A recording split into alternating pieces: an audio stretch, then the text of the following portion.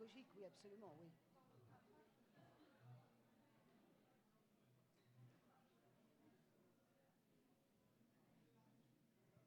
C'est bon.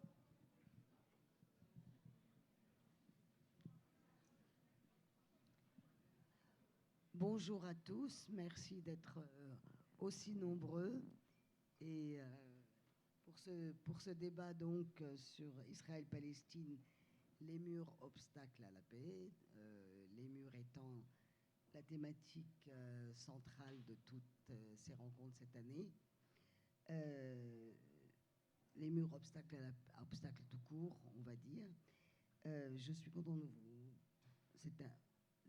C'est un des murs qui avait un peu frappé il y a une vingtaine d'années, c'est-à-dire le mur en question, c'est celui qui avait été érigé en Cisjordanie, entre le territoire israélien et les territoires palestiniens, et qui à l'époque avait beaucoup choqué, et qui ne choque plus beaucoup parce qu'on s'est habitué.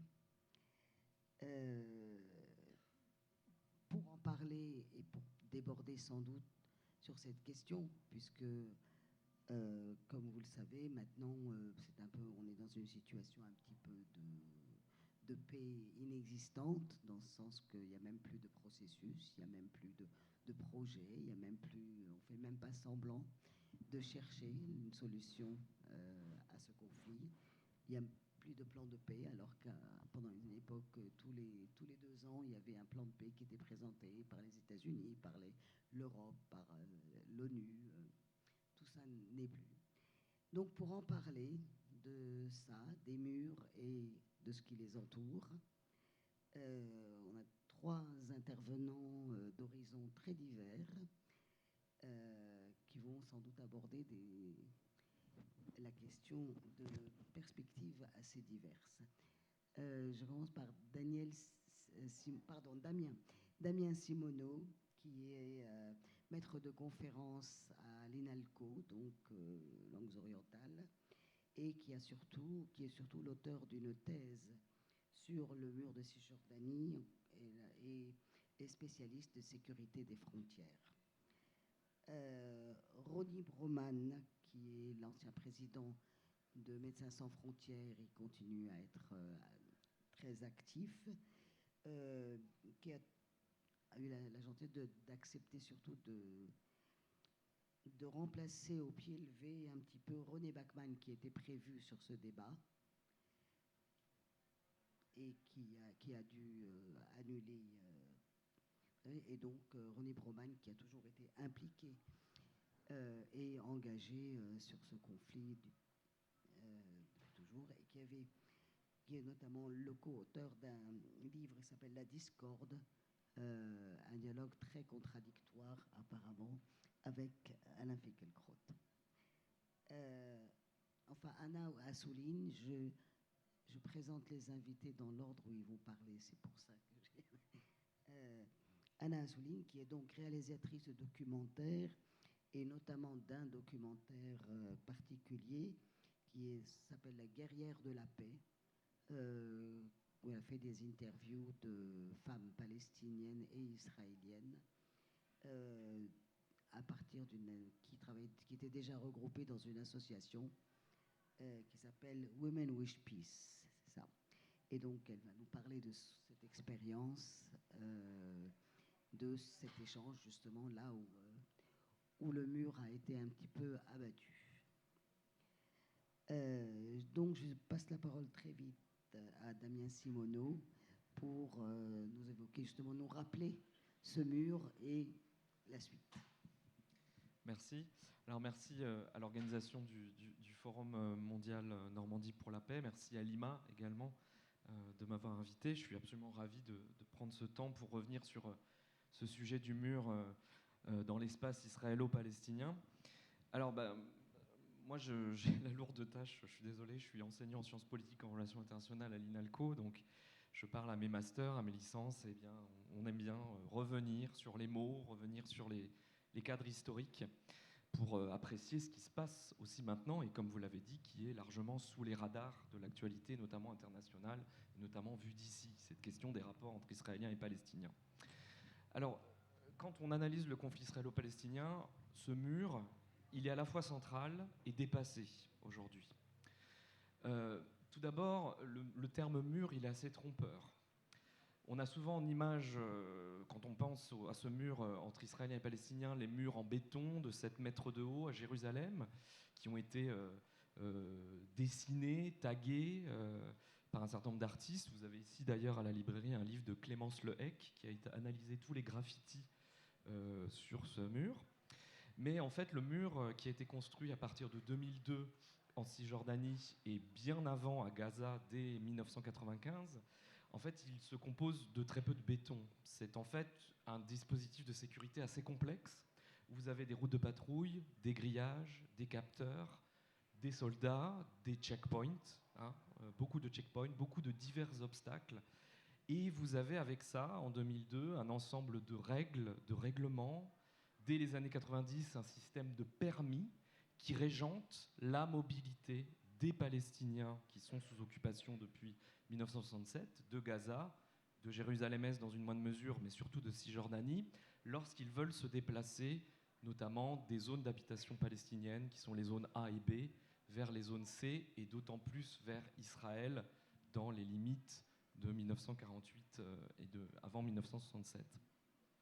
Donc c'est un dispositif de sécurité extrêmement complexe qui ne se résume pas qu'à ce mur. Mais le mur a été en effet un symbole de, quelque part, la fin d'une époque, du retour à des violences très fortes, à des affrontements au début des années 2000, qu'on a appelé la seconde intifada, après une décennie où, au contraire, on avait un processus de paix bilatéral, soutenu par des puissances internationales.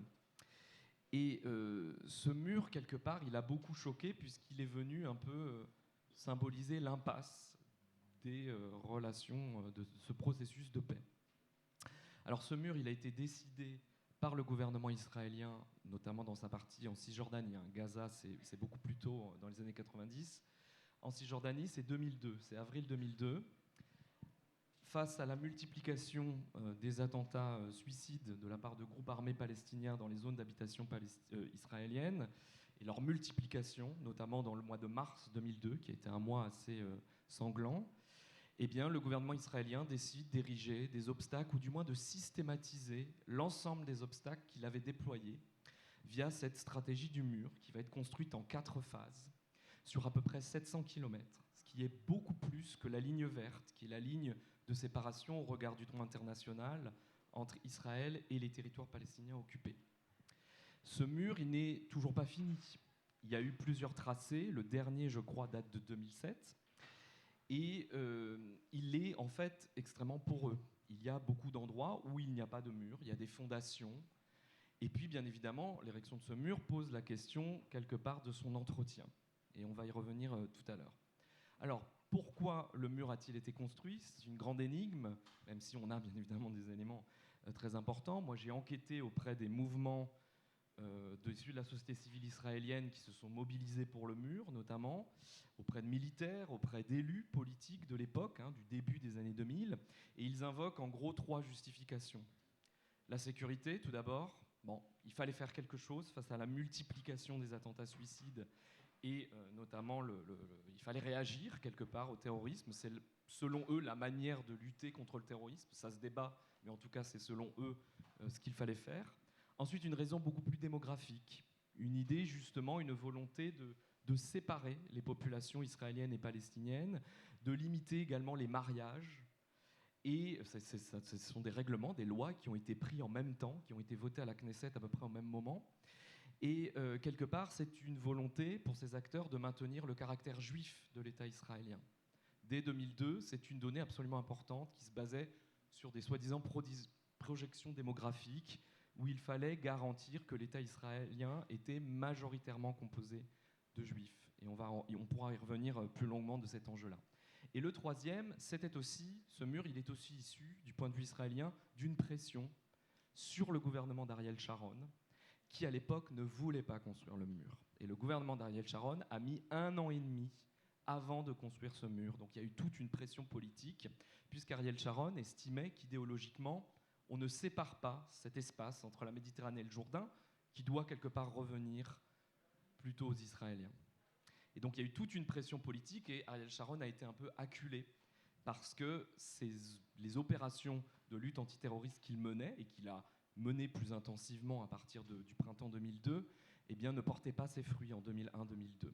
Et donc il a dû aussi, quelque part, donner quelque chose à son opinion publique et à l'ensemble de la pression qui s'y mettait.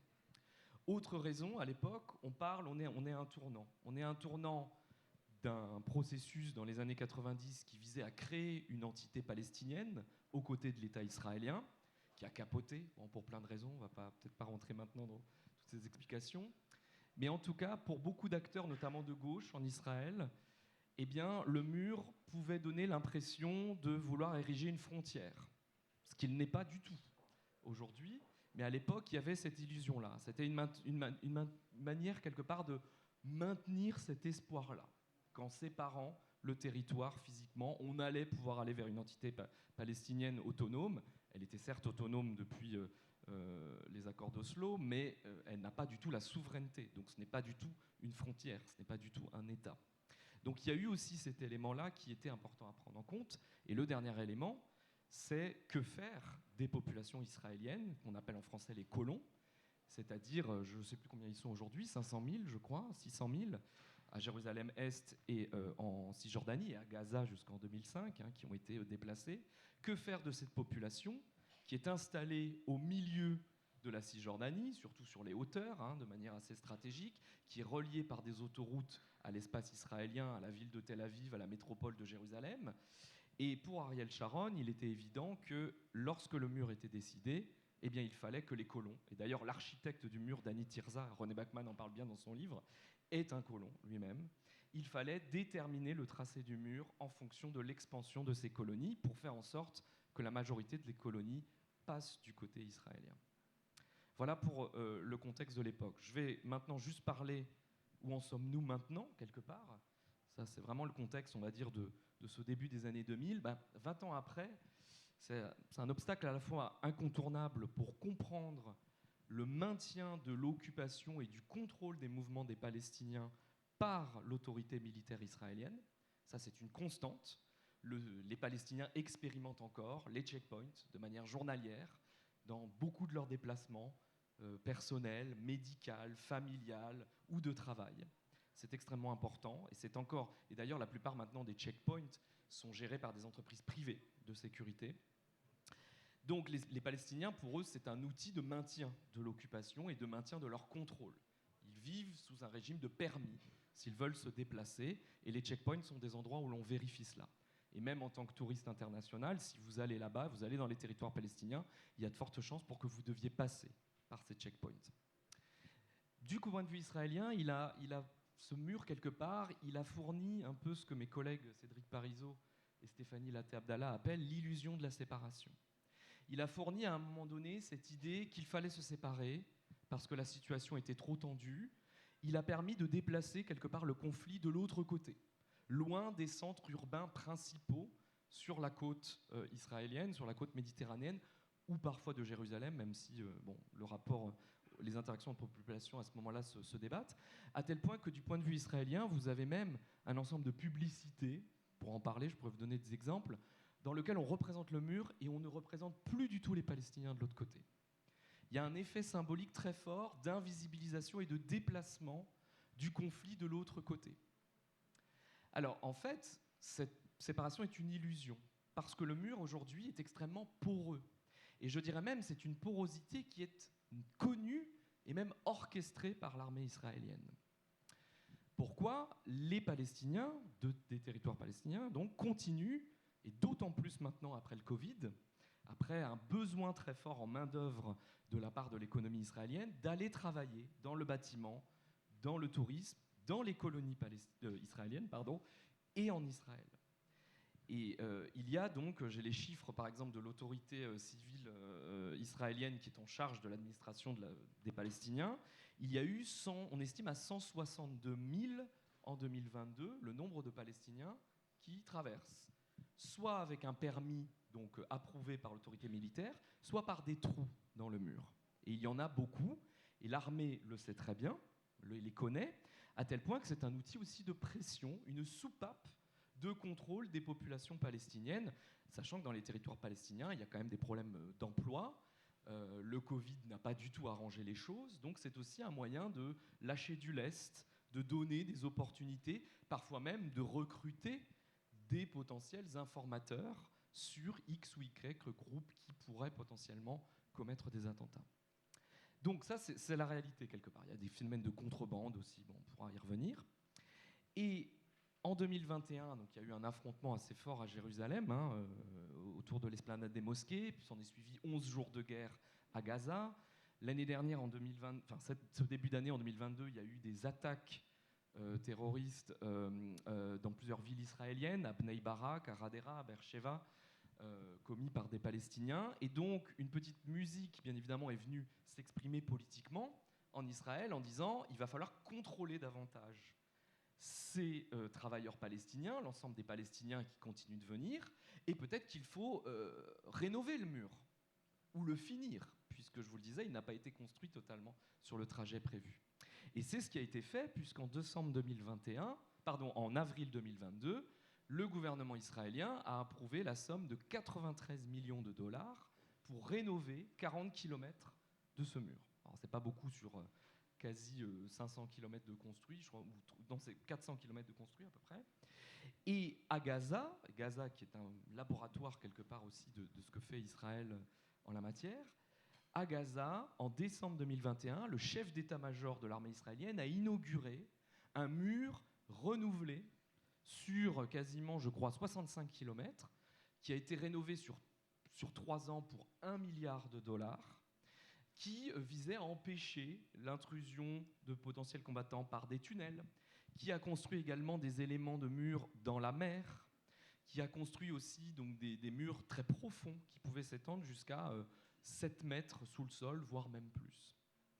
Donc voilà, donc ce que je vais finir ici pour ce panorama. Je pourrais élaborer après sur le fait que comprendre ce mécanisme de mur, c'est rentrer véritablement dans le mécanisme de contrôle des Palestiniens par Israël, qui est continu depuis 1967, voire même avant. Et en même temps, c'est un peu dépassé, parce que ce mur n'a plus du tout la même signification qu'il pouvait avoir en 2002. Plus personne ne lui attribue un rôle de potentielle frontière, loin de là. Il y en a qui y ont cru, mais je crois qu'on est loin de ça. Maintenant, la question, elle n'est plus tellement sur la séparation territoriale. Elle est davantage sur où est la frontière dans les interactions entre Israéliens et Palestiniens, et surtout dans la différence de droit et de mobilité d'installation dans cet espace-là.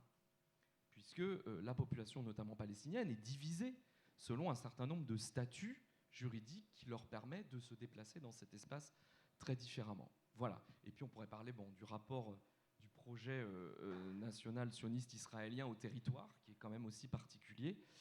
Mais je vais m'arrêter là pour ce tour d'horizon. Voilà. Merci beaucoup pour cette mise en contexte et en histoire, appeler l'histoire et les enjeux, surtout actuels, de ce mur qui dépasse nettement le mur.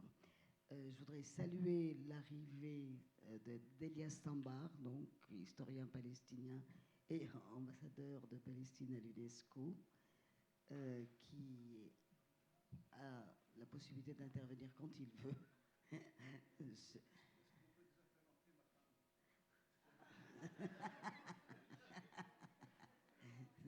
Très important.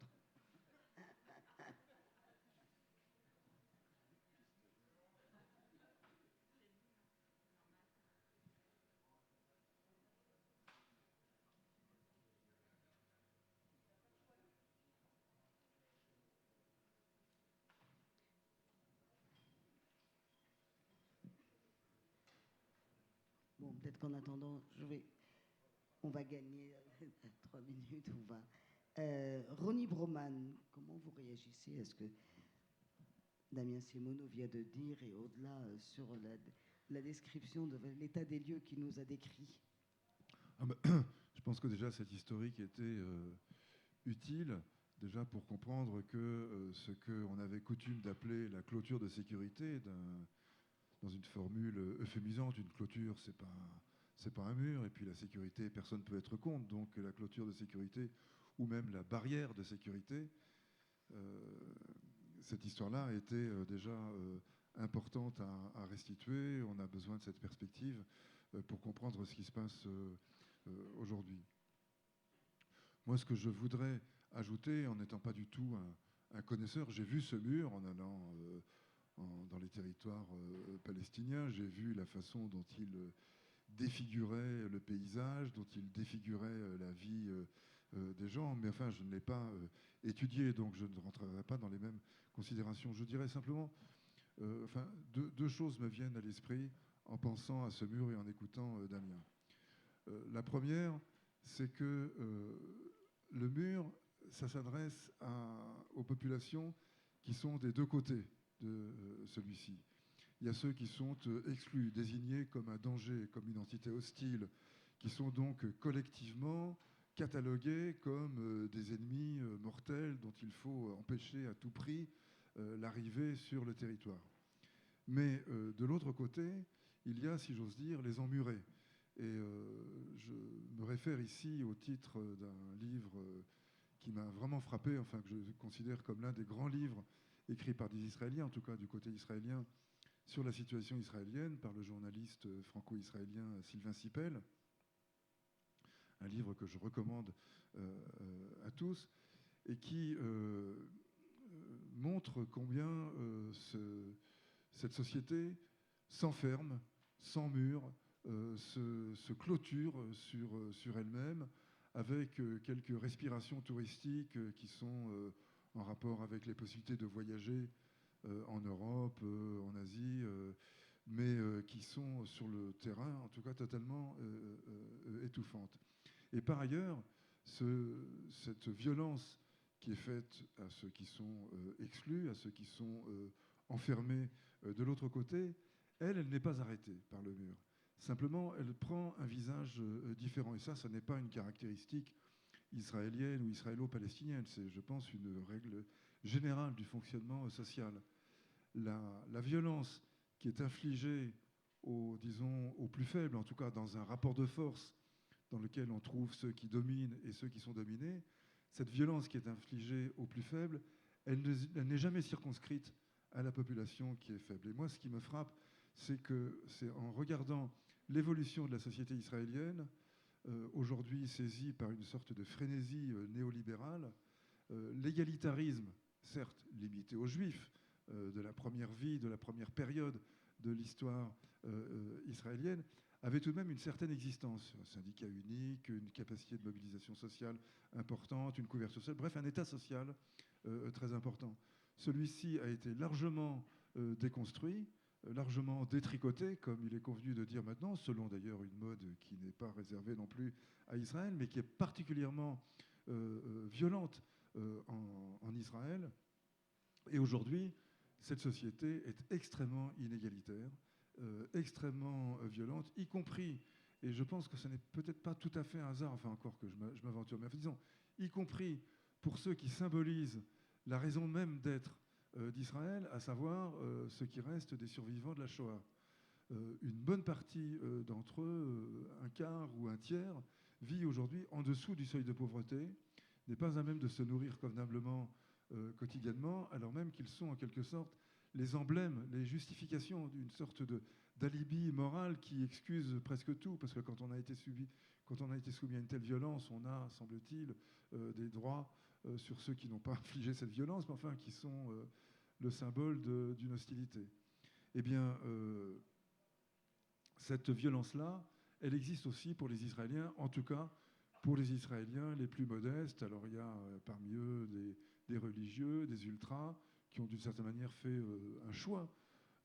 Et puis il y a les autres qui sont les couches inférieures de la société, qu'elles soient palestiniennes de 48, comme on dit, c'est-à-dire les Palestiniens qui sont encore dans l'État d'Israël, mais aussi des Juifs qui sont au bas de l'échelle sociale et pour lesquels les conditions de vie, voire de survie, sont extrêmement dures. Donc cette violence physique qui s'exerce sur les Palestiniens, elle existe aussi à l'état de violence sociale à l'intérieur d'Israël. Elle se traduit par des indicateurs obliques, mais quand même qui illustrent la société, avec le nombre, avec la violence routière, avec la violence conjugale, la violence domestique, qui sont en croissance continuelle et qui sont des indicateurs sociologiques de la violence en général. Donc ce mur est en quelque sorte le symbole, pas seulement de l'apartheid qui a été en quelque sorte officialisé il y a 3 ans avec la loi de 2018, mais sont aussi le symbole de cette violence envahissante dans toute la société israélienne.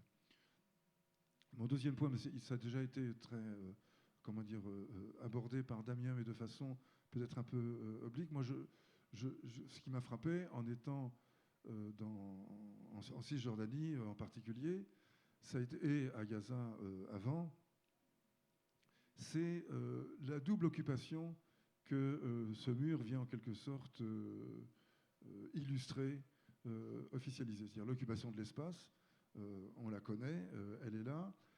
Il a été rappelé très justement que le mur est complété par des checkpoints et que les déplacements en Cisjordanie se heurtent en permanence à l'incertitude de la place d'un checkpoint, d'une route barrée, d'un obstacle quelconque.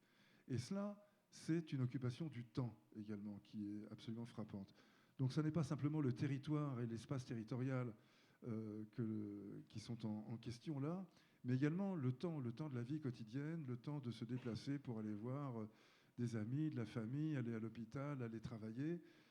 Ce temps, il est marqué par l'incertitude permanente, constante, jamais surmontable, de la possibilité d'y aller. Est-ce que je vais mettre à cet endroit où je me rendais auparavant en l'espace de 3/4 d'heure ou 1 heure, est-ce que je vais mettre 2 heures, 6 heures, la journée? Est-ce que je vais pouvoir y aller?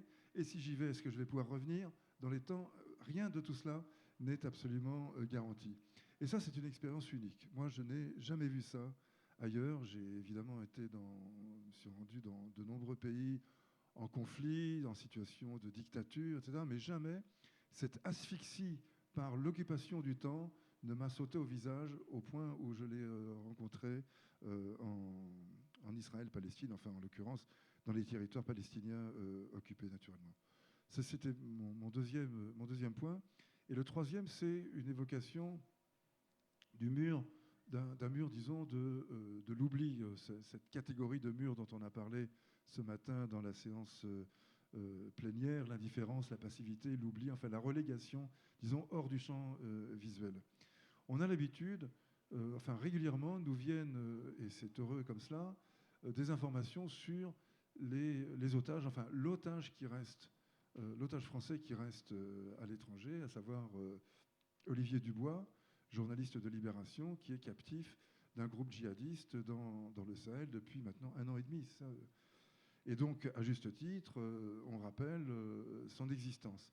Il est souvent présenté comme le dernier otage français détenu, le seul otage français, oui, pardon, pas le dernier, tu as raison, le seul otage français actuellement détenu.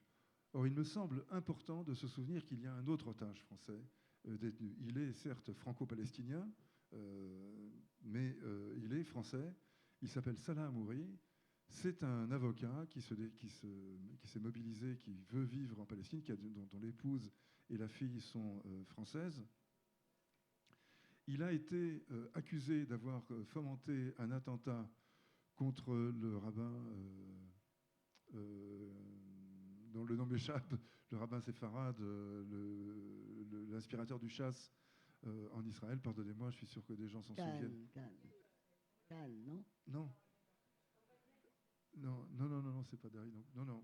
Bon, enfin, ça n'a pas grande importance contre un leader spirituel, simplement parce qu'il a emprunté en marchant la rue dans laquelle celui-ci habitait. Il a été arrêté par le Shabak, donc la police, la DST si on veut, ou la DGSI israélienne, et il a dû, selon la procédure habituelle en vigueur, c'est-à-dire le droit anglo-saxon, le droit coutumier anglo-saxon, il a négocié sa peine. Soit il prenait 15 ans de prison à coup sûr, sur un dossier vide, sur absolument aucune preuve, absolument rien, mais un dossier tenu par le Shabak, donc par les services spéciaux face auxquels on ne discute pas, soit il reconnaissait sa culpabilité, entre guillemets, et il ne prenait que 7 ans. Donc il a choisi de reconnaître sa culpabilité. Donc aujourd'hui, il est coupable d'avoir fomenté un attentat terroriste auquel il n'a jamais contribué, auquel il n'a peut-être même jamais pensé.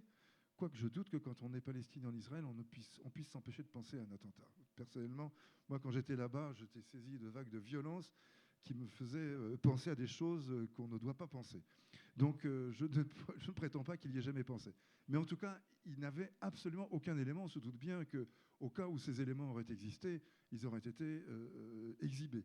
Là, le dossier a été gardé absolument secret. C'est un procès totalement kafkaïen. Voilà, merci, Ovadia Youssef.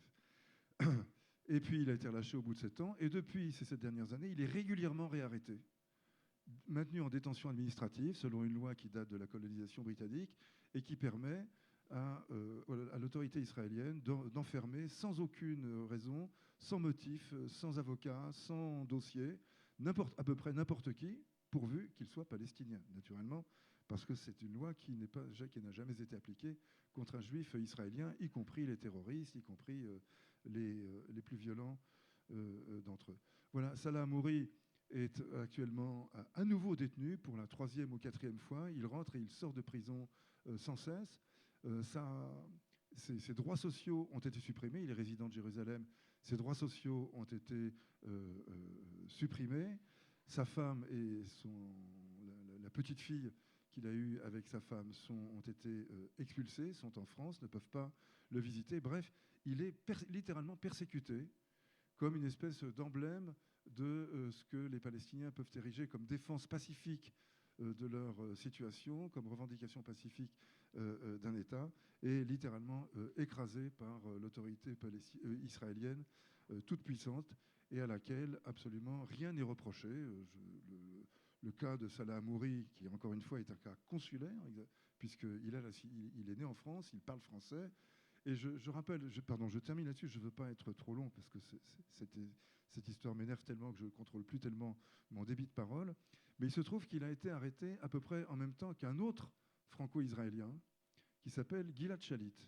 Gilad Shalit a été présenté, et c'est là que aussi les mots ont leur importance, Gilad Shalit a été présenté comme un otage du Hamas. Il était en position militaire autour du kibbutz de Neve Shalom au demeurant, Neve Shalom qui avait une grande réputation d'être une instance de rapprochement, à juste titre d'ailleurs israélo-palestinien, mais il était donc à la frontière de Gaza, dans un char, et son groupe militaire a été, son escadron, je ne sais pas comment on appelle ça, a été attaqué par un commando palestinien qui s'est infiltré, qui a creusé un tunnel, est passé sous le mur de Gaza et a attaqué les Israéliens. On a tué 2, il y a eu plusieurs morts et blessés dans cette attaque.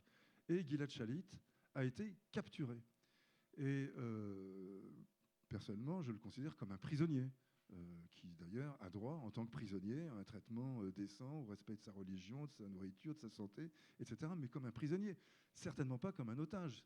Gilad Shalit était en uniforme, dans un char Merkava, 50 tonnes d'acier, de blindage, etc. C'était certainement pas un civil innocent qui passait par là et qui a été enlevé de façon scandaleuse. C'était un soldat au front, en activité militaire. Eh bien, systématiquement, il a été présenté comme un otage, c'est-à-dire quelqu'un qui inspire la pitié, la compassion, parce qu'il n'a rien fait pour se retrouver dans cette position. C'est cela qu'on entend par otage. Or, il faisait son service militaire. Eh bien, en dépit de tout cela, donc, il était considéré comme otage. Et sur le frontispice de la mairie de Paris, moi étant parisien, c'est là que je l'ai vu, sa photo sur 10 mètres de haut était affichée pendant tout le temps. Des démarches étaient faites constamment pour essayer de le sortir de là. Bref, Gilad Shalit a fait l'objet d'une mobilisation des autorités et des pouvoirs publics constante, continue, résolue, au même moment où Salah Hamouri, qui n'était coupable de rien, qui ne combattait personne sauf l'apartheid et qui défendait les droits des Palestiniens, lui était et continue d'être harcelé par l'autorité. Voilà ce qui me semble illustrer aussi une autre forme de muraille, l'oubli, la passivité, la résignation, la complaisance indéfendable mais très, très coupable vis-à-vis de ce que les autorités israéliennes commettent de pire. Merci beaucoup, René Broman. D'avoir un peu singularisé ce cas qui illustre, qui incarne, de façon un peu incarnée et humaine, ce qui peut être le sort des Palestiniens face au mur. Un mot, Elias Sambar. Bonjour, et pardon pour le retard, mais il y avait d'autres. On était pris par également une autre rencontre. Ce matin, on a pas mal abordé la question du mur et à divers niveaux. Donc, je voudrais juste ajouter quelques éléments. Pour commencer, en partant de ce que vient de dire Ronnie, le mur est une fabrique d'invisibilité. Le mur permet à une grande partie de la société israélienne de continuer à vivre avec l'illusion qu'il y a des choses qui se passent à quelques kilomètres, qui est les territoires occupés, mais dont les colons s'occupent. C'est ça qu'il y a aujourd'hui un peu dans l'imaginaire. Les colons s'occupent d'eux, nous on a la paix, il y a une barrière qui, soi-disant, nous protège, et donc tout va.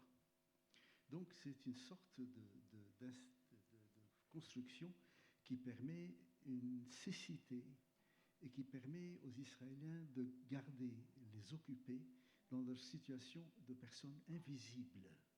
La visibilité est un élément fondamental et qui est constant dans cette histoire, puisque l'un des premiers éléments censés consacrer notre invisibilité était qu'en 1948, il y a eu non seulement l'expulsion et ainsi de suite, mais qu'on nous a dit qu'on n'avait pas de nom.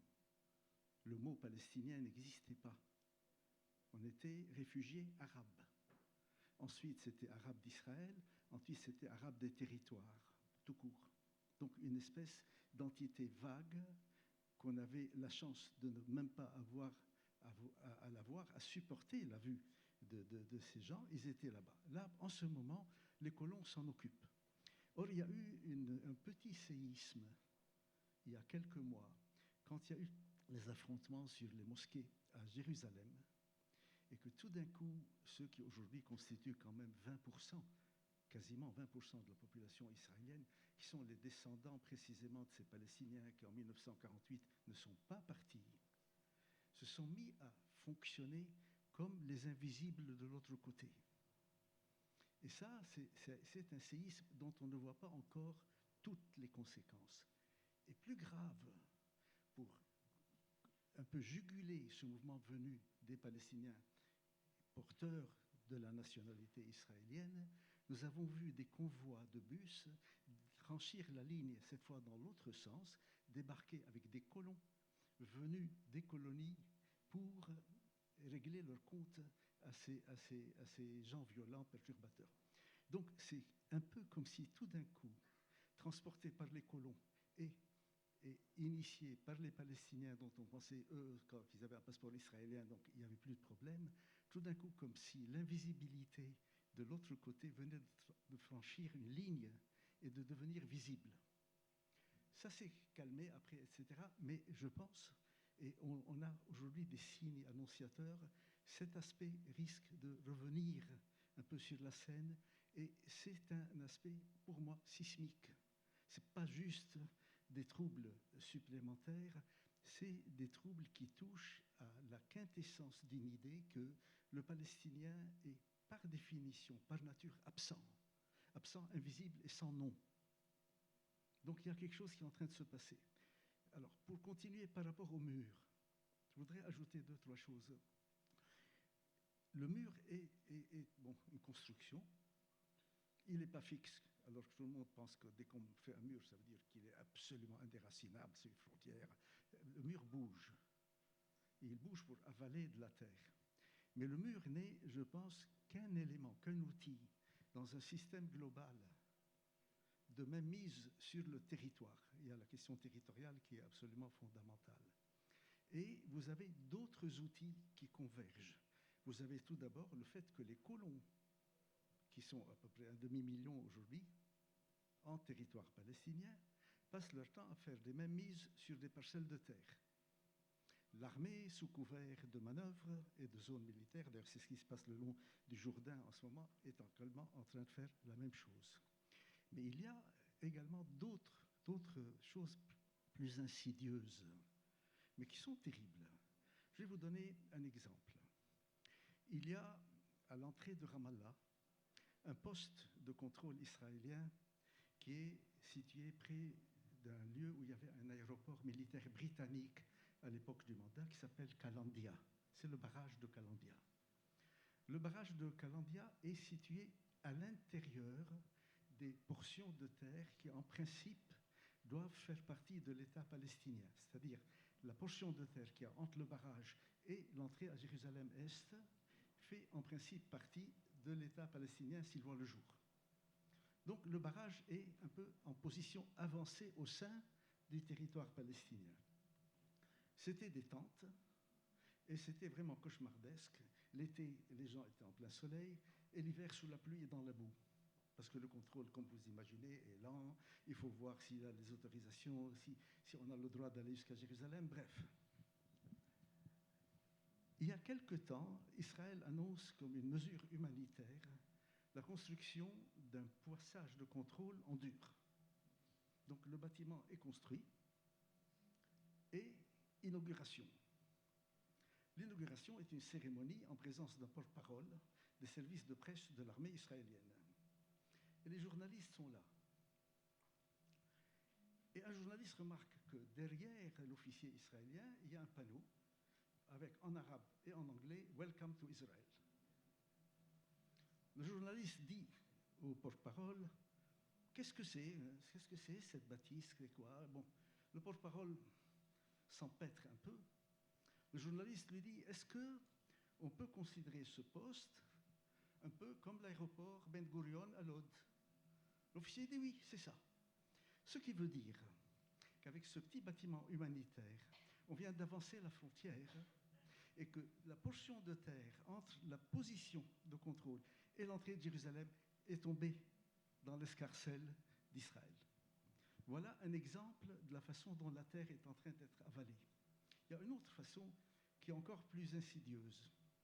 Comme les colons sont parfois attaqués, on a inventé une chose qui s'appelle les routes de contournement.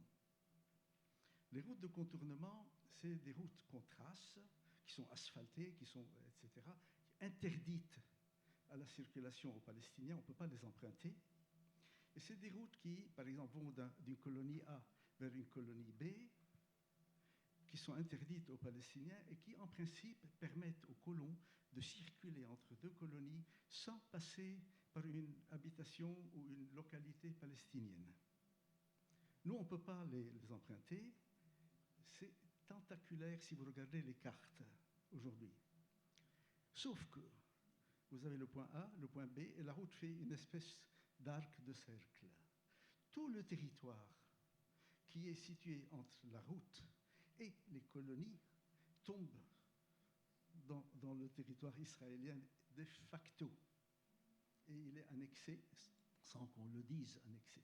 Sans parler des descentes que font les colons sur les terres, sur les oliveraies, et ainsi de suite, et où ils campent de plus en plus.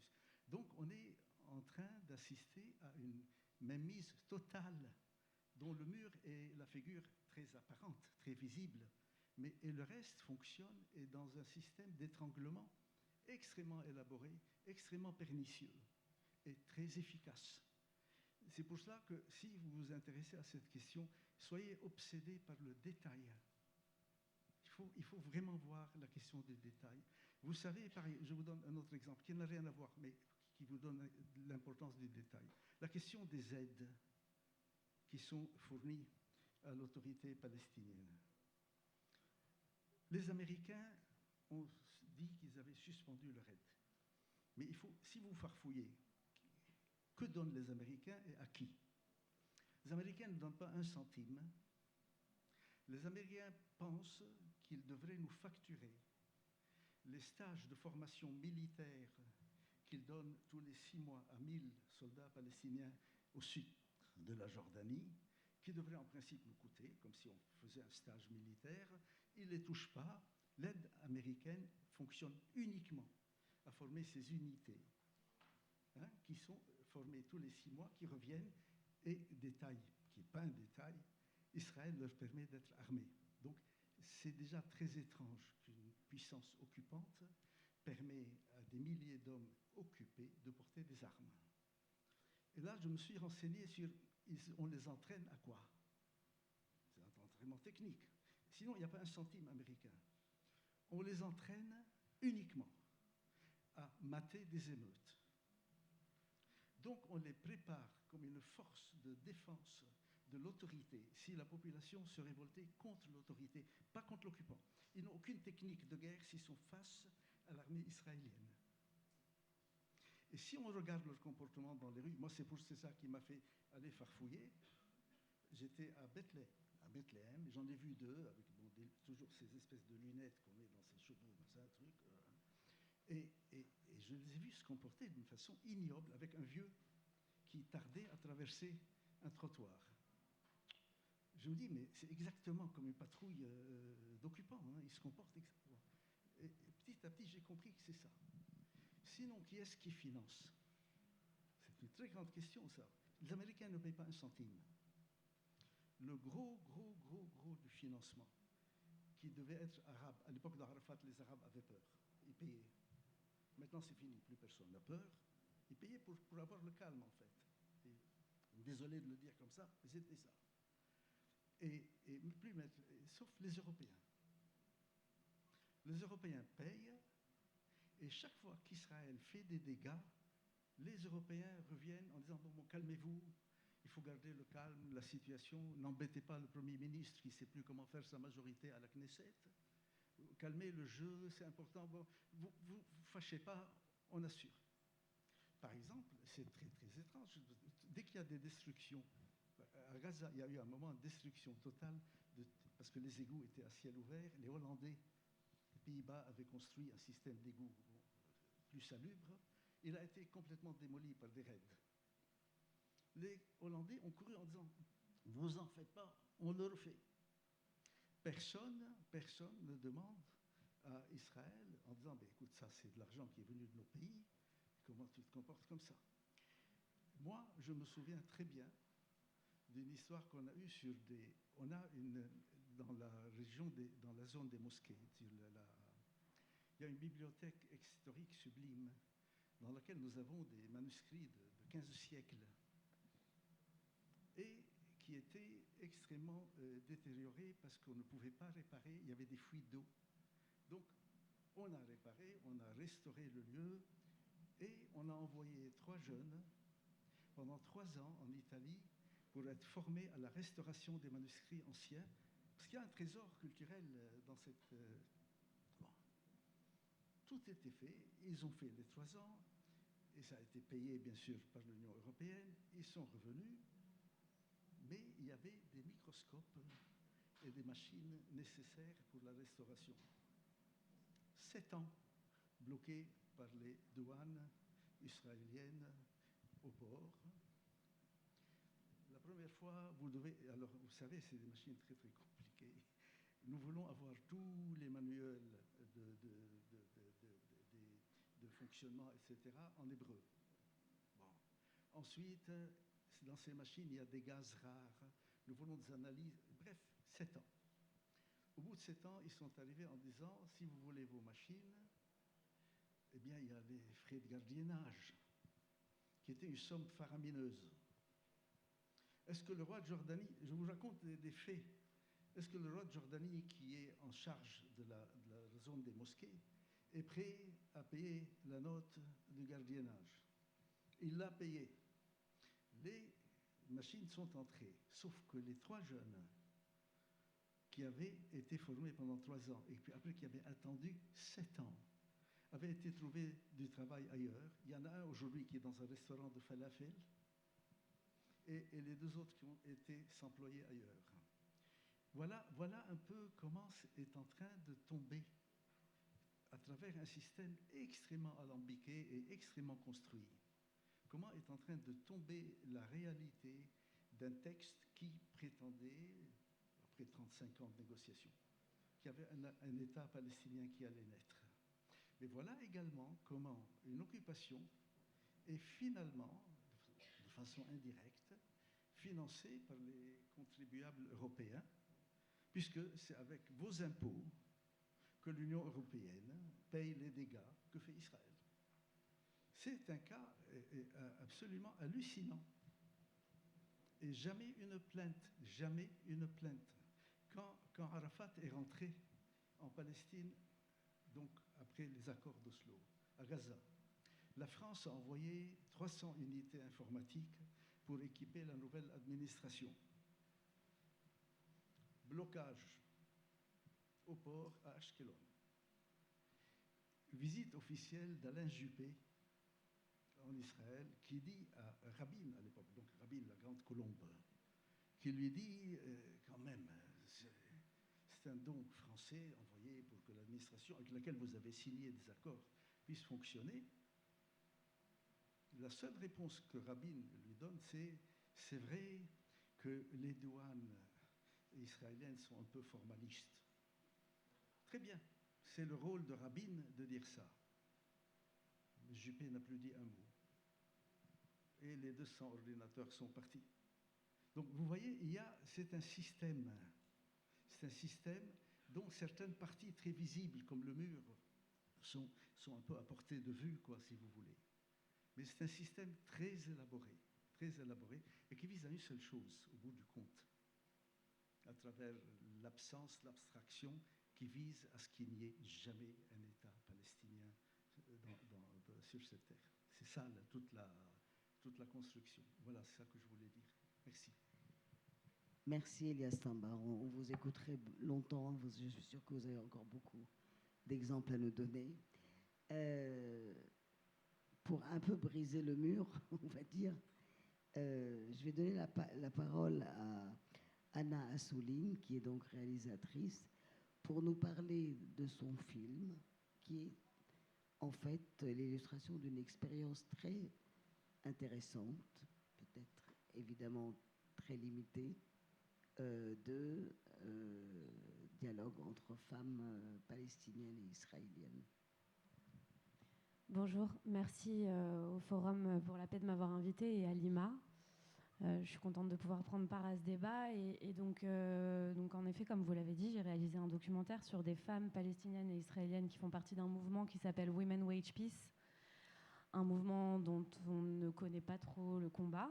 Et je crois que ça nous interroge aussi sur, on parlait d'invisibilisation, je crois que l'invisibilisation des acteurs de paix, et d'ailleurs l'absence totale de ce mot dans notre débat aujourd'hui, doit aussi nous interroger.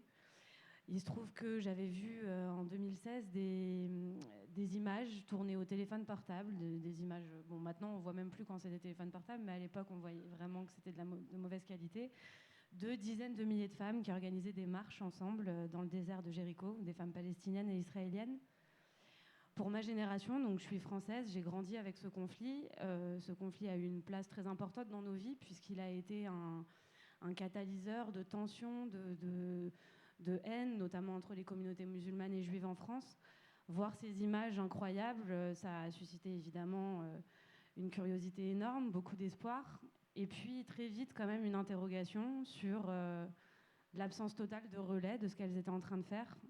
J'ai cherché dans tous les médias traditionnels s'il y avait une brève pour parler de leur initiative et rien du tout, si ce n'est donc ces vidéos prises au téléphone portable qui circulaient sur des comptes Facebook de gens très engagés pour la paix, etc. C'est donc ça qui a été le point de départ de ce film, aller rencontrer ces femmes, les visibiliser, les mettre en lumière leur combat.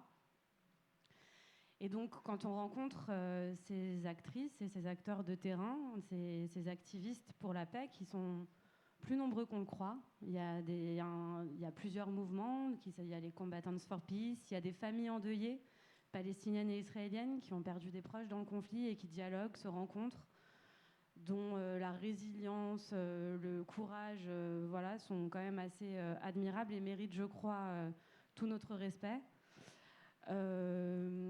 Je les ai beaucoup écoutés et essayé de trouver des moyens de se parler, de dépasser ces murs justement qu'il y a aussi. Il y a le mur très concret, ce mur des séparations. Il y a d'ailleurs une scène assez émouvante dans ce film où on voit une jeune israélienne et une jeune palestinienne qui ont toutes les deux 17 ans et qui pleurent et s'enlacent devant ce mur, qui se voient, qui essayent de faire des stratagèmes pour se rencontrer, qui se font des appels par FaceTime, qui essayent comme ça de maintenir cette amitié par-delà les murs. Et donc, c'est vrai quand on demande à ces acteurs de terrain quelle serait pour eux la solution, ils font preuve d'une humilité qui, je crois, nous oblige et nous questionne aussi sur nous qui regardons ce conflit de loin et qui le commentons. Et ils disent, nous, ça n'est pas notre responsabilité de dire quelle sera cette solution. Notre responsabilité, elle est déjà de pousser nos dirigeants à de nouveau se parler, à de nouveau essayer d'échanger pour trouver un accord qui contente les deux parties. Mais ils disent aussi que leur responsabilité, elle est de préparer les esprits et de faire en sorte que pour les deux peuples, il y ait déjà cette volonté qu'un accord advienne. Et on est loin de ça aujourd'hui, puisqu'on est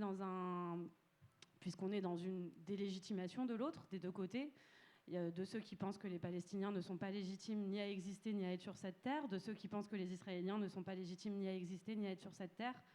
Et je crois que peut-être la base déjà de nos échanges et de nous, notre responsabilité de l'extérieur, quand on essaye de débattre de ces sujets, d'accompagner ces acteurs de paix, de les aider peut-être aussi, de relayer leur voix, c'est, je crois, cette question de légitimité qui me paraît essentielle pour déjà poser les bases d'une discussion où l'autre existe et où on ne diabolise pas l'autre, on ne le déshumanise pas. On essaye de... voilà. C'est ce que je peux vous dire sur ce film. Je sais qu'il y avait quelques images. Je ne sais pas, ça peut peut-être donner un petit peu de corps à ce que je vous dis, parce que j'aimerais que vous puissiez voir les visages de ces femmes. Je ne sais pas si on a la possibilité de les montrer.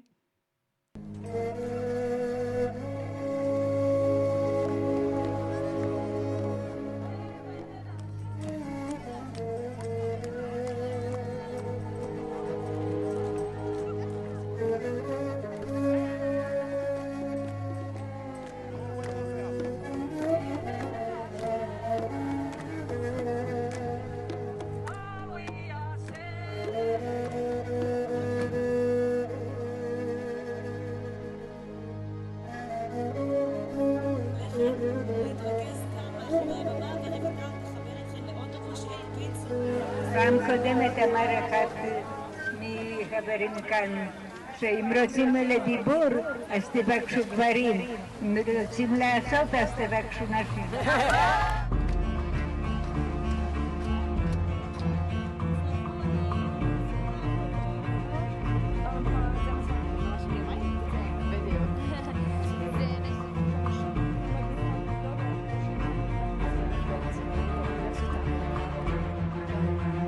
לא סיסמה של השמאל, זה התפקיד שלכם, ולא רק של הממשלה, גם של כולכם, חברי הכנסת, של כולכם.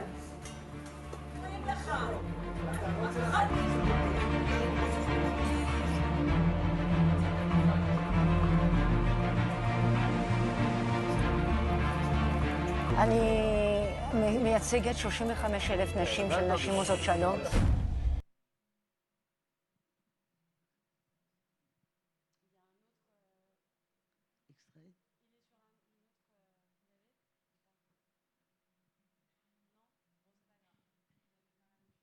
Oui, on a une idée, en effet. Est-ce que, j'ai vu 2017, la date des images, qui est devenu ce mouvement, où on en est?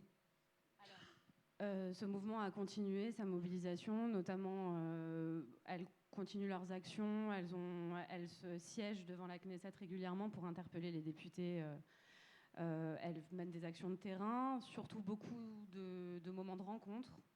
Elles ont fait une chaîne humaine devant les remparts de Jérusalem, justement, quand la situation s'est embrasée sur l'esplanade des mosquées. Et elles ont décidé, donc ça, bon, pour que vous sachiez si ça vous intéresse de savoir où elles en sont, elles ont décidé de créer 2 mouvements sœurs, c'est comme ça qu'elles le disent, un mouvement de femmes israéliennes et un mouvement de femmes palestiniennes qui s'appelle Women of the Sun. Parce qu'elles estimaient qu'elles étaient plus légitimes chacune de s'adresser et à leur peuple et à leurs dirigeants et d'être des partenaires. Donc elles continuent les actions conjointes. Elles ne sont pas les seules, il existe d'autres acteurs de paix Et je pense qu'ils ont vraiment besoin. On a fait notamment récemment une rencontre à Paris avec des jeunes qui sont venus les rencontrer. Par exemple, un activiste palestinien qui s'appelle Ali Abou Awad, qui est incroyable. Donc, je vous invite à vous renseigner sur son parcours et son combat. Une femme qui s'appelle Ouda Abou Arkoub, qui, pareil, est d'un courage, d'une force incroyable. Et donc, ces acteurs de terrain, je crois, ont besoin qu'on les relaie davantage, qu'on relaie leurs paroles. Et ce qu'ils nous ont dit à nous, en tant que jeunes Français, puisque de toute façon, nous, on regarde ce conflit de loin, même si on a l'impression qu'il a une place quand même très forte dans nos vies, c'est justement, ils nous ont dit, il n'y a rien de plus... aucun de ces deux peuples ne va s'évaporer. Et on sait, on le vit dans notre chair, qu'il n'y a rien de plus douloureux que de reconnaître la légitimité de l'autre. Mais si vous pensez quoi que ce soit de différent que ça, si vous croyez qu'un jour les Palestiniens vont s'évaporer, si vous croyez qu'un jour les Israéliens vont quitter cette terre, restez loin de nous, vous ne nous aidez pas. Merci. Qu'est-ce que ça vous inspire on a eu tellement, il y a eu une époque où les tentatives de paix, de mettre des enfants israéliens et palestiniens ensemble en colonie de vacances, et des femmes, et il y a eu tant d'efforts. Là, on a l'impression que ça n'intéresse plus, ou elles sont, comme Diana, invisibilisées aussi.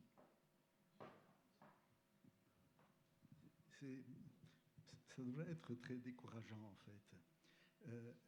Vous n'imaginez pas le nombre de textes de condamnation que nous avons fait voter. Vous n'imaginez pas, c'est une bibliothèque universelle. Vous n'imaginez pas le nombre d'actions, vous n'imaginez pas le nombre de rencontres. Moi, dans mes souvenirs, les premières rencontres, on les fait dans les années 70. Elles sont au départ secrètes parce que c'est très dangereux, etc. Il n'y a même pas l'idée de négocier encore. On se rencontre très souvent en Hollande, c'est les Hollandais qui accueillaient, ensuite c'est les Espagnols, bref, il y a eu énormément de choses. Ce qui est un peu le noyau dur dans cette histoire, c'est deux choses. Et je crois que si on veut travailler, il faut s'attaquer à ces deux éléments. Le premier, c'est l'absence permanente d'égalité. L'égalité est vraiment le mot le plus secret de l'échec. Le code est là. Nous avons négocié 35 ans avec des négociateurs qui ne pensaient pas qu'on était égaux, mais qui nous donnaient des choses. Le déséquilibre est permanent. Il y a eu une erreur de la part des négociateurs palestiniens. Moi, j'en ai fait partie, donc je le dis très... Les Vietnamiens, quand ils ont lancé les négociations à l'avenue Kléber pour la fin de la guerre du Vietnam, n'ont pas arrêté leurs opérations militaires. Ce qui fait qu'à table, ils étaient dans un rapport de force. Nous, le jour où nous avons voté qu'on allait aller aux négociations, nous avons arrêté l'intifada. Nous n'avions plus aucun moyen de pression à table. Et donc, nous nous sommes retrouvés à avaler des couleuvres pendant 30 ans, à signer des textes qui, en tout cas, n'allaient pas être appliqués. La deuxième chose qu'il faut dire aussi, c'est que il y a tout le temps, vous entendez tout le temps ce mot, le quartet, le quartet, le quartet. Il n'y a pas de quartet, il y a un joueur, il y a un soliste qui est les États-Unis, et trois pays, enfin 3 partenaires, l'ONU, la Russie, c'était elle, et l'Union européenne, qui sont appelés parfois aux réunions, toujours pour leur demander de contribuer au financement. C'est une tirelire, ils n'ont aucune voix au chapitre. Donc il y a une question d'égalité absente tout le temps. Ce qui fait que même parfois dans le discours de certains, on en a qu'on aime beaucoup et qu'on admire parce que le fait qu'ils prennent leur position, ils sont traités comme des traîtres, pas comme des opposants. Israël les considère comme des traîtres. Et c'est très très dur pour eux. Donc comprenez-moi bien, ils ont plus que mon admiration, ils ont mon amitié et ma fraternité.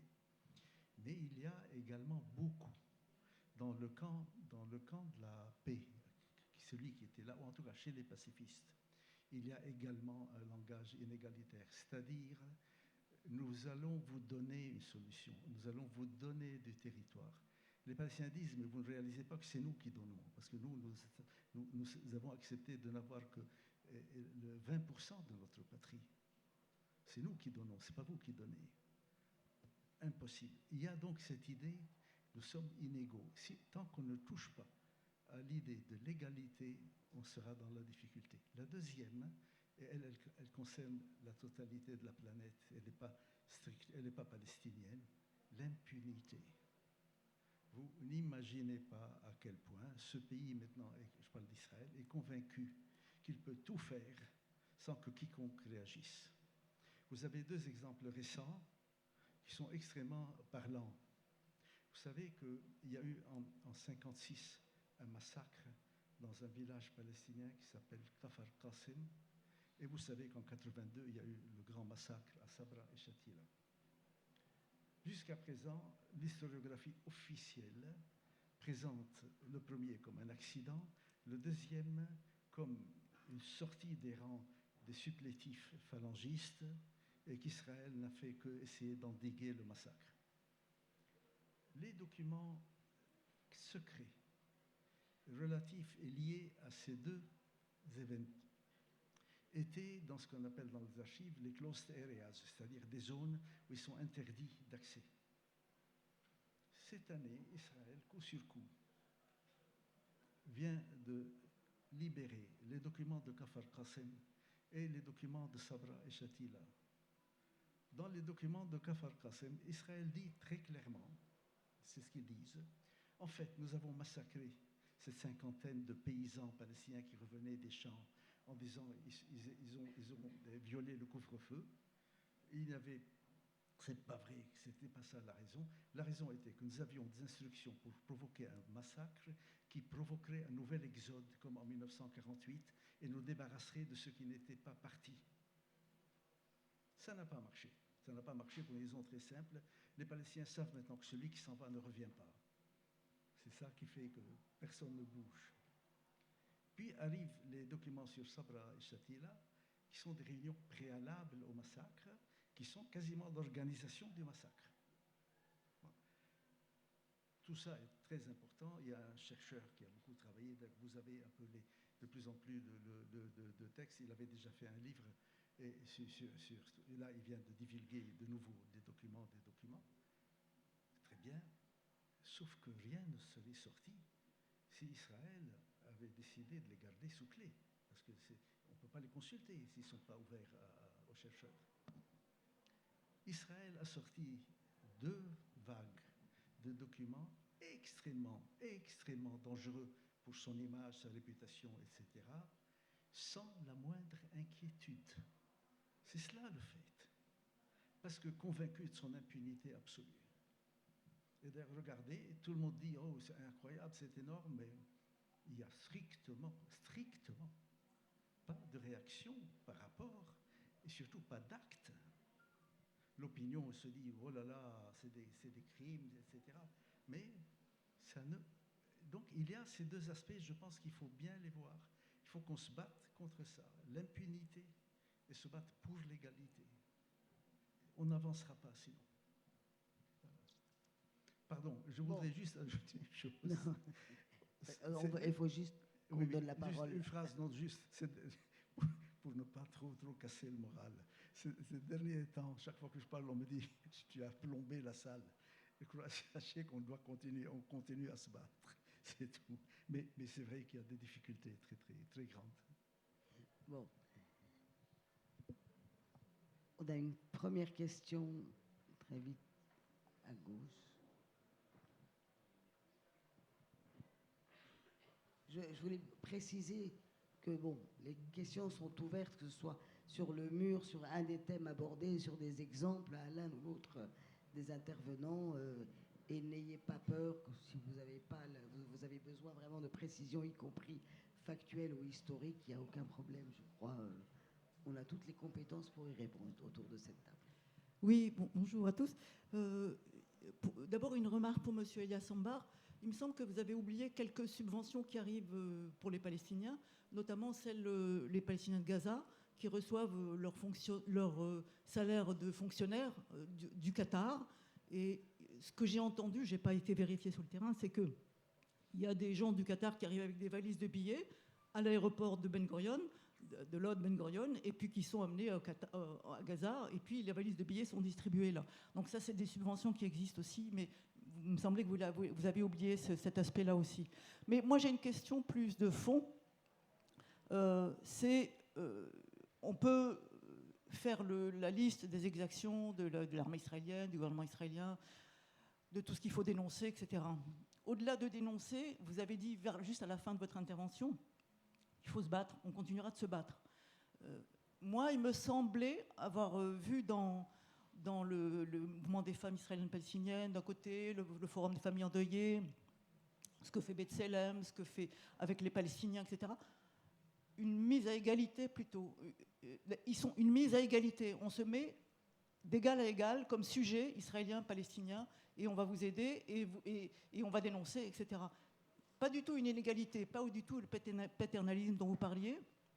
Il me semblait voir plutôt une égalité de sujet à sujet. Et il me semblait voir dans leur mouvement, même minoritaire, même traité de traître par les Palestiniens et par les Israéliens, il me semblait voir dans leur mouvement un embryon d'une société israélo-palestinienne. Je ne sais pas si ce sera dans 2 États ou dans un État, c'est à eux de décider, mais un embryon qu'il faudrait soutenir, tout simplement, à qui il faudrait donner des voix, comme le dit Anna Souline, dont il faut relayer la voix, parce que sinon, il n'y a plus qu'à désespérer, quoi. Voilà, je veux dire, il n'y a plus qu'à désespérer et continuer à dénoncer la litanie des dénonciations. On peut l'allonger encore très longtemps, je suis d'accord avec vous. Mais la question, c'est comment nous, en France, on peut construire la paix. On peut aider les Israéliens palestiniens à construire la paix de manière non violente, si possible.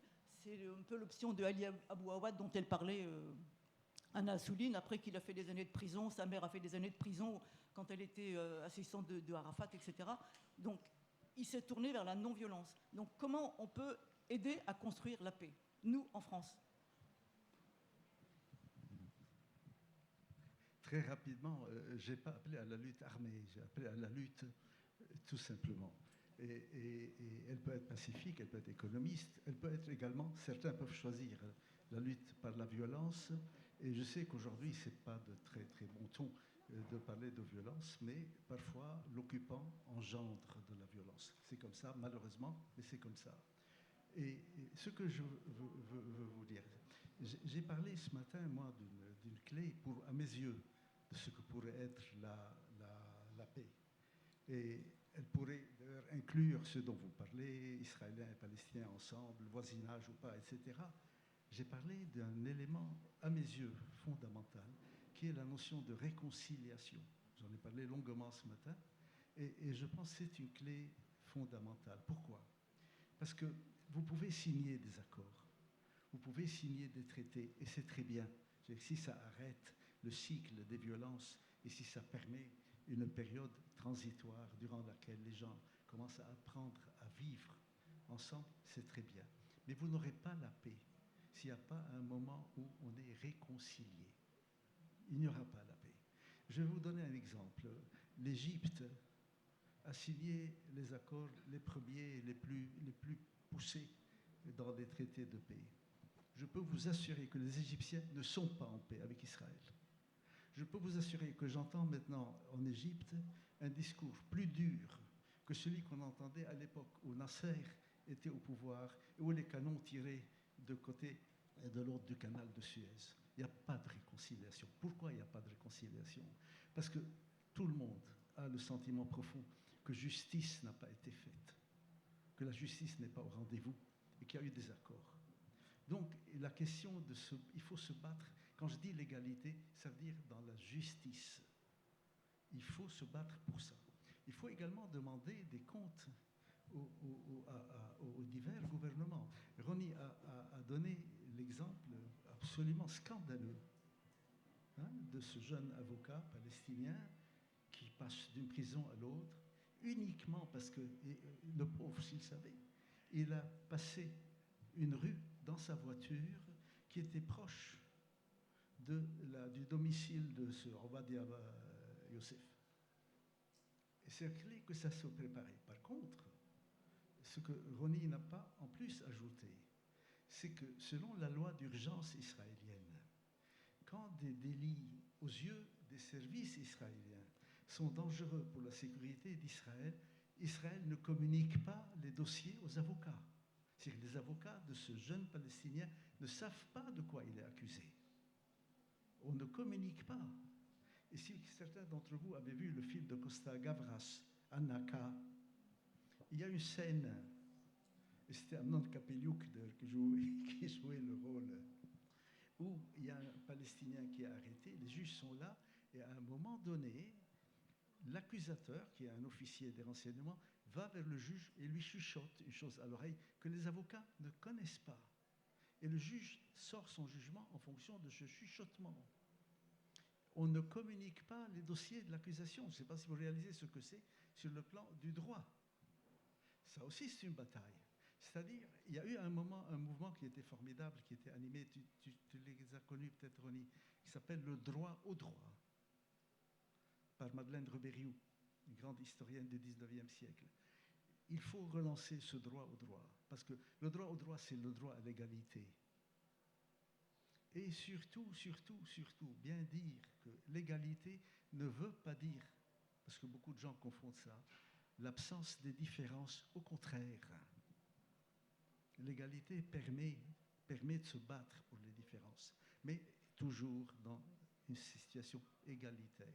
Ça c'est un élément fondamental.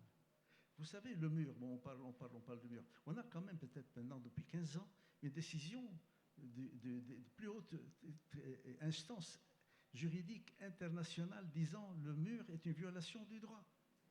Il n'a jamais été plus développé. Vous voyez, l'impunité est vraiment une clé très importante. Maintenant, quant aux formes, que ce soit par le boycott, que ce soit... Ça, c'est la liberté de tout militant de choisir. Il n'y a pas d'instruction sur comment se battre. On peut simplement dire, voilà ce qui nous aiderait. Et après, je crois que chaque scène, chaque société invente ses formes de... Alors, vous me dites, qu'est-ce qu'on fait en France? Je ne sais pas. Mais je fais confiance à ce que vous puissiez savoir. Je n'ai pas à voilà. Bon, on a plusieurs questions pour avoir le temps d'y répondre. Madame, je crois d'abord, ou c'est monsieur, je ne sais pas, l'un des deux. Oui, bonjour. Je n'avais pas l'intention d'intervenir, mais la proximité du micro m'y invite. Mais plus sérieusement, l'usage que fait René du terme apartheid m'interpelle. Je suis un défenseur de la cause palestinienne et ami d'Israël. Et ce qui me gêne d'autre part, c'est l'absence de l'autre partie. J'aurais aimé qu'il y ait un Israélien qui défend la position israélienne. Le fait qu'il y ait des enfants, qu'il y ait des collégiens, qu'il y ait des lycéens, fait qu'il y a une interprétation du conflit qui est plus ou moins orientée. Les choses sont complexes. Je me rends très souvent dans les deux parties, aussi bien en Israël que dans les territoires palestiniens, et les choses sont très, très complexes. Et l'usage de ce terme, René, me gêne personnellement.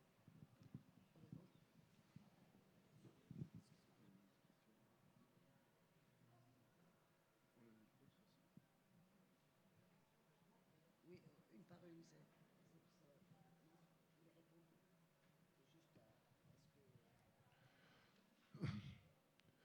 On peut effectivement, enfin moi je n'ai pas organisé ce débat, mais je vais défendre la forme qu'il a prise, bien que effectivement il ne soit pas au-dessus de toute critique. Et votre suggestion d'avoir un Israélien, un Palestinien, enfin un défenseur d'un côté, un défenseur de l'autre, est tout à fait compréhensible. Mais personnellement, je pense qu'il y a aussi une asymétrie à laquelle on peut répondre par une asymétrie symétrique, si j'ose dire. L'asymétrie, en gros, c'est que Israël a voix au chapitre et que les Palestiniens ne l'ont pas. Alors, de temps en temps, restituer la voix au chapitre des Palestiniens en l'absence des Israéliens peut être simplement une sorte de redressement d'une barre qui est vraiment tordue dans l'autre sens. Et d'ailleurs, c'est la raison pour laquelle j'ai voulu parler de Salah Hamouri. Certes, un représentant d'Israël pourrait me dire « ce type est un terroriste ».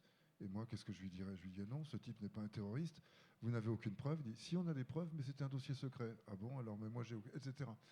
Donc, à mon avis, ça n'aurait pas apporté grand-chose. Mais la forme, en effet, d'un débat égalitaire, symétrique, a toujours pour elle l'avantage d'une sorte d'égalité de point de vue. Mais nous sommes dans une situation profondément inégalitaire et sans renier le point de vue israélien, évidemment, il a à exister. On peut avoir, je pense, dans une assemblée des explications, une présentation de la perspective historique dans laquelle on se situe qui ne soit pas strictement, bilatérale, quoi. Merci beaucoup. Je voudrais dire que je partage très largement ce qui a été dit par les intervenants sur le caractère pernicieux de l'occupation israélienne. Mais il y a un point sur lequel je m'inscris en porte-à-faux par rapport à ce qu'a pu laisser penser Elias Sambar, avec tout le respect que je vous dois. Je suis de ceux qui, je dirais avec une certaine fierté, engagent l'argent des contribuables français pour maintenir des projets dans les territoires palestiniens. Et c'est avec fierté que je dis aux lycéens qui ne le savent peut-être pas que la France est un des rares pays à maintenir à Gaza un institut culturel. La France est un des rares pays qui dépense par l'intermédiaire de son agence française de développement des sommes considérables pour à la fois des infrastructures dans le domaine de l'eau, de l'assainissement, mais également pour des projets en matière de patrimoine. Modestement, mon rôle, c'est d'encourager justement les collectivités territoriales françaises qui choisissent de travailler avec des collectivités territoriales palestiniennes, comme d'autres choisissent de travailler avec des collectivités territoriales israéliennes ou de beaucoup d'autres pays, de continuer.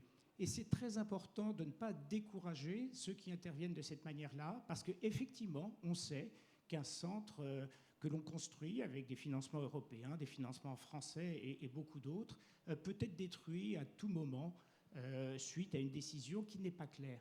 Mais tout ce moment entre la construction... Elle est très claire, la décision également. Oui, on ne sait jamais quand elle vient. C'est peut-être la seule incertitude. Mais tout ce moment entre l'érection de ce centre et sa destruction aura donné une raison d'être, je crois, à de très nombreux Palestiniens. Je voudrais prendre pour exemple ce centre Al-Bustan à Jérusalem, qui réunit des femmes, qui réunit des enfants qui n'ont aucun autre lieu pour se réunir. Ce ne sont pas dans des petites maisons exiguës de ce coin-là, de cette vallée-là, qui peuvent se réunir. Et donc je pense qu'il ne faut pas être découragé, il ne faut pas décourager nos jeunes lycéens. Ce n'est pas cela qui va malheureusement nous sortir de l'impasse dans laquelle on est dans le conflit israélo-palestinien. Mais je comprends bien, vous l'avez dit ce matin, je comprends cet après-midi, mais je voudrais être sûr qu'il n'y ait pas de malentendu. Tout ça, ça ne sert à rien. Aujourd'hui en France, on entend un discours comme quoi, au fond, aller se préoccuper de ce qui se passe au-delà de nos frontières, c'est peut-être un peu superflu, que ce soit d'ailleurs en Palestine ou ailleurs. Moi, je m'inscris en faux par rapport à cela. C'est très important, même dans la question peut-être la plus compliquée qui soit aujourd'hui, ou une des plus compliquées, le conflit israélo-palestinien. Il ne faut pas baisser les bras. On voit de très belles initiatives comme celle qui a été illustrée tout à l'heure, femmes palestiniennes et femmes israélienne. Il faut continuer à aider tous ces projets. On sème quelque chose. Il y aura un moment où tout cela, je dirais, conduira peut-être à ce que vous appelez de vos voeux, à savoir la réconciliation. Mais pour qu'il y ait réconciliation, il faut qu'on ait pu aider aussi nos amis palestiniens à lutter aussi contre les problèmes qui sont maintenant endémiques à la société palestinienne, une défiance par rapport aux autorités politiques, une crise de la jeunesse, recours aux stupéfiants, aux drogues. Il y a beaucoup de problèmes aussi à traiter parmi les Palestiniens. Ne baissons pas les bras, s'il vous plaît. Merci. Merci de ces informations. Je crois qu'on va prendre une dernière question. La dame en face, là. Malheureusement, je crois que ce sera la dernière, en effet. 3h, 15h30. Bonjour, j'ai une question très simple pour Madame Assouline. Quelle a été la réaction des autorités après les marches des femmes? Comment les autorités israéliennes et palestiniennes ont réagi, surtout les hommes? Pardon. Elles ont, je pense qu'on le voit, enfin on l'entrevoit un petit peu dans la scène à la Knesset. Elles ont fait l'objet d'abord de beaucoup de mépris. Et puis moi j'ai vu ensuite, c'est vrai, pour les avoir suivies dans différentes actions, à force de s'imposer justement, même visuellement, avec leur code couleur, avec, elles ont quand même, il y a eu une forme de regard sur elles qui est Enfin voilà, leur courage a quand même fini par ébranler certains, mais politiquement, de manière très claire, de position de gens qui les ont soutenus, etc., non, pas à ma connaissance. Elles ont eu des députées femmes qui les ont soutenues, et des activistes de terrain un peu reconnus comme Ouda, dont je vous ai parlé, Ouda Bouarkoub, mais pas de soutien officiel de la part de leurs dirigeants. Même si je sais que les femmes de Women Wage Peace ont rencontré Mahmoud Abbas, qu'elles ont été rencontrées par des représentants du gouvernement israélien aussi. Donc elles ont été entendues, mais voilà, c'est... Bon, c'est très bref. C'est juste parce qu'on doit donner la... Oui, oui. Les femmes en noir. En fait, c'est... On doit rendre la salle. On a évoqué les États-Unis et je pense que c'est quand même une bonne question parce que on se rend compte que dans beaucoup de problèmes, chercher la personne ou les personnes, enfin c'est pas des personnes, de l'extérieur, et les États-Unis sont beaucoup impliqués dans beaucoup de pays, notamment dans le Moyen-Orient, le Proche-Orient. Donc là, il y a vraiment une question que c'est pas nous qui allons régler. Et je trouve qu'il faudrait aussi travailler. Moi, je ressens qu'il y a une schizophrénie chez les Israéliens, c'est-à-dire qu'en même temps, les Israéliens, ils ont un côté, il y a un tremblement de terre, ils y vont, et même la société est quand même assez à vouloir faire des trucs et des machins, mais il y a quelque chose de surprenant et il faudrait travailler là-dessus. Je voulais aussi dire quelque chose,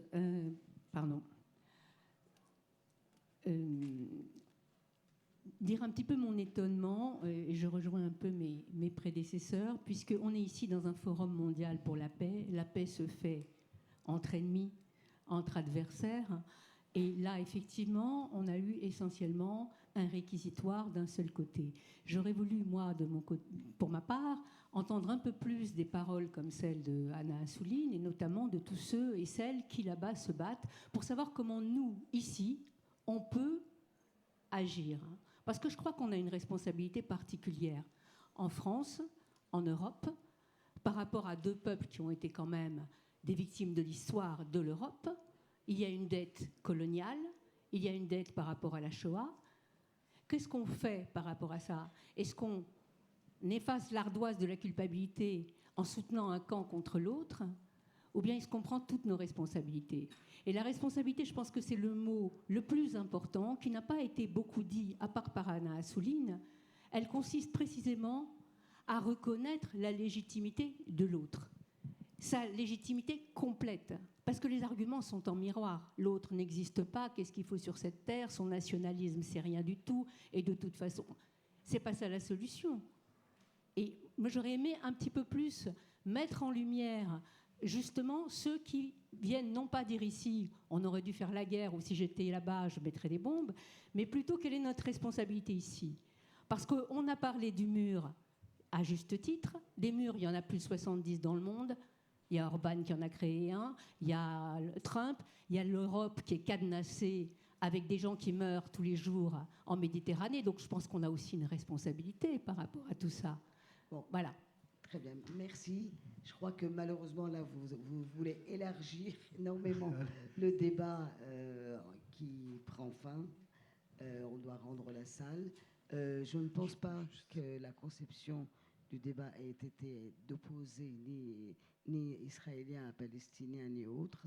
Les intervenants ont été choisis, je n'y suis pour rien, pour leurs compétences et pour leur travail et leur expérience et leur témoignage sur le sujet du mur, de la coexistence ou de la séparation.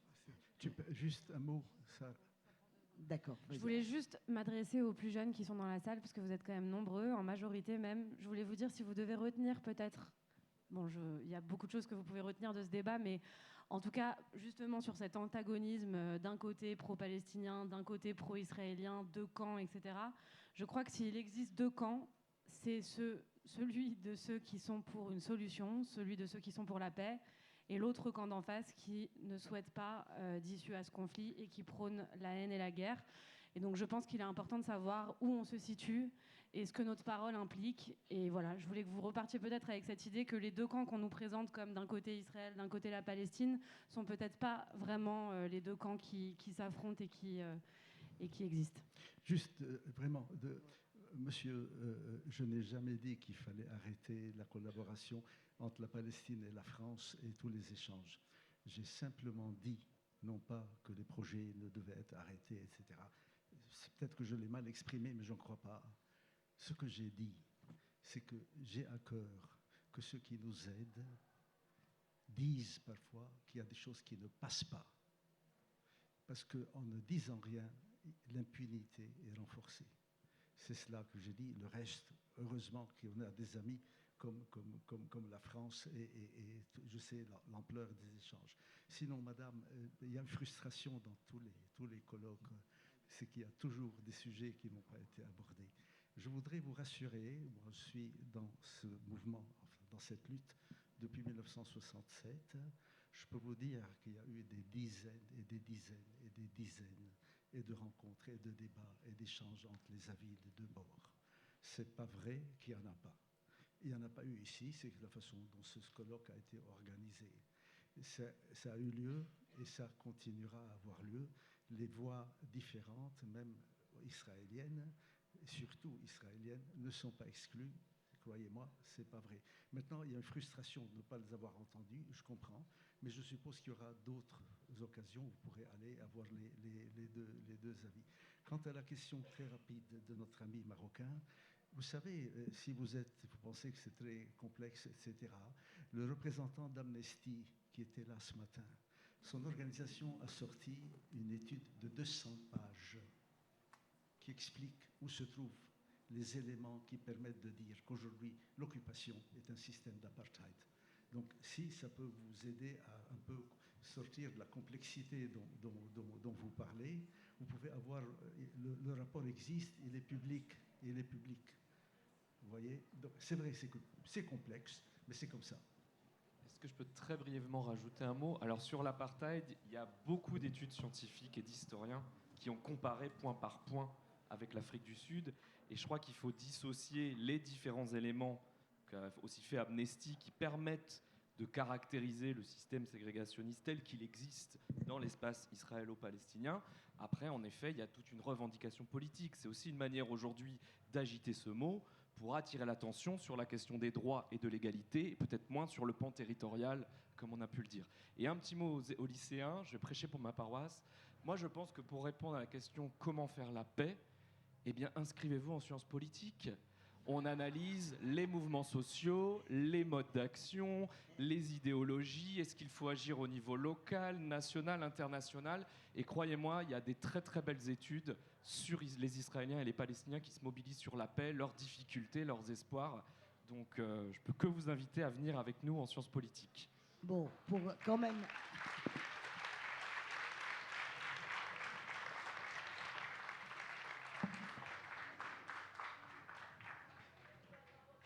Merci à tous.